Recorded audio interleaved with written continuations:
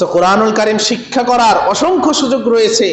আল্লাহ রাব্বুল আলামিন যদি আমাদেরকে পাকড়াও করেন এই বিষয়ে, আমরা কেউ এর দায় এড়াতে পারবো না। অনেকে হয়তো পড়তে পারি না, ছোটবেলায় সুযোগ হয় না, আসলেও হয় নাই, অথবা বুঝতে পারি নাই এর গুরুত্ব, এর মর্মটা কি সেটা বুঝি নাই। কিন্তু এখন তো বুঝতেছি, এখন আমাদের চেষ্টা করা উচিত। আমরা যারা বয়স্ক আছি, কোরআন পড়তে পারি না, আমাদের কি করতে হবে? আশেপাশে যদি কোনো মাদ্রাসা থাকে, সেই মাদ্রাসার মুহতামিম, মাদ্রাসার প্রধান শিক্ষক অথবা মসজিদের ইমাম, তাদের সাথে আমার যোগাযোগ করতে হবে।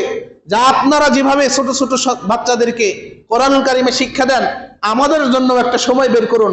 আমরা কর্মব্যস্ত মানুষ, সারাদিন কাজকর্ম করি, এসার পরে আমরা 1 ঘন্টা সময় নেই বা আধা ঘন্টা সময় নেই, অথবা মাগরিবের পরে আধা ঘন্টা সময় নেই। এইটুকু সময় আপনারা কি করুন, আমাদের জন্য একটু ব্যয় করুন। আমরা কোরআন শিখতে আগ্রহী, এরকম কোনো উদ্যোগ কি আমরা কখনো নেই? মসজিদের ইমাম 5 ওয়াক্ত সালাত আদায় করায়, তারপরে আনুষঙ্গিক কিছু কাজকর্ম করার পর তো ফ্রি থাকে।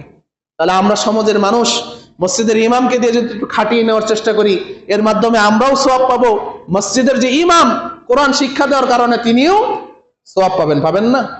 তাকে যদি আমরা ধরি যে সকালে ছোট ছোট বাচ্চাদেরকে মক্তব পড়ান, ঠিক আছে, তা আমরা তো বড় হয়ে গেছি, ঠিকভাবে কোরআন পড়তে পারি না, এটাই তো সত্য নাকি? অনেকেই কিন্তু পারি না।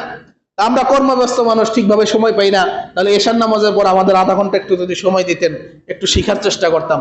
শিখতে যদি নাও পারি, তাও তো মৃত্যুর পর আল্লাহ রাব্বুল আলামিনের কাছে এইটুকু বলতে পারবো যে, ইয়া রাব্বুল আলামিন, আমি বুঝতে পারি নাই, শিখতে পারি নাই, কিন্তু যখন বুঝতে পেরেছি শিখার চেষ্টা করেছি।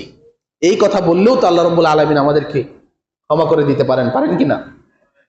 কিন্তু আমরা যদি কোনো উদ্যোগই না নেই, কোরআনকে গুরুত্বই না দেই, তাহলে কিভাবে আল্লাহ রাব্বুল আলামিনের সামনে আমরা দাঁড়াবো?